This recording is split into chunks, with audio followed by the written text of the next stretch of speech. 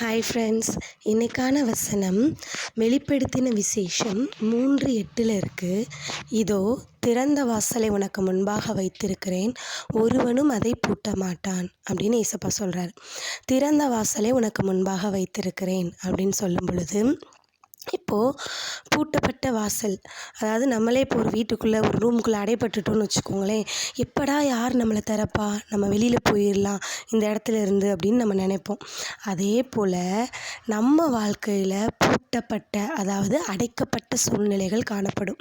அநேக விஷயங்களில் ஏதாவது ஒரு காரியம் நம்ம வாழ்க்கையில் அடைப்பட்டு, அதாவது அதுலேருந்து எனக்கு விடுதலையே கிடையாதா, நான் வெளியிலே போக முடியாதா அதுலேருந்து அப்படின்னு நம்ம எதிர்பார்க்குற மாதிரி அநேக சூழ்நிலைகளில் நம்ம கடந்து வந்திருப்போம்.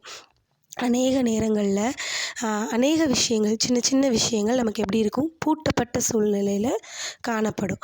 அப்படிப்பட்ட பூட்டப்பட்ட சூழ்நிலைகள் நமக்கு இருக்கும் பொழுது ஏசப்பா நம்மளை பார்த்து சொல்கிறாரு, இன்னைக்கு இந்தோ திறந்த வாசலை உனக்கு முன்பாக வச்சுட்டேன்பா, நான் அதை திறந்துட்டேன், இனி ஒருவனும் அதை என்ன செய்ய முடியாது, பூட்ட முடியாது. சில நேரங்களில் சில ஆசீர்வாதங்கள் நமக்கு அடைக்கப்பட்டு பூட்டப்பட்ட நிலைமையில் காணப்பட காரணம் பிசாசாக இருப்பான்.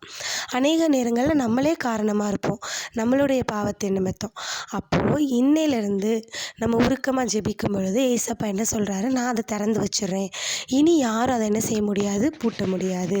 இப்போது நம்ம ஒரு தடவை திறந்துட்டு சாவியை எடுத்துகிட்டு போயிட்டோன்னு வச்சுக்கோங்களேன், அந்த கதவை என்ன செய்ய முடியாது, பூட்ட முடியாது. அப்போது அந்த அடைக்கப்பட்ட பகுதியை ஏசப்பா இன்றைக்கி நம்ம வாழ்க்கையில் என்ன பண்ணுறாரு, திறக்கிறாரு.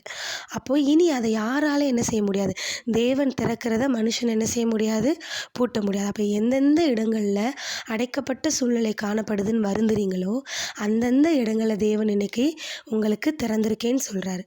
இதோ திறந்த வாசலை உனக்கு முன்பாக வைத்திருக்கிறேன், ஒருவனும் அதை பூட்ட மாட்டான் அப்படின்னு ஏசப்பா உங்களையும் என்னையும் பார்த்து இன்னைக்கு சொல்கிறாரு. ஆமேன்.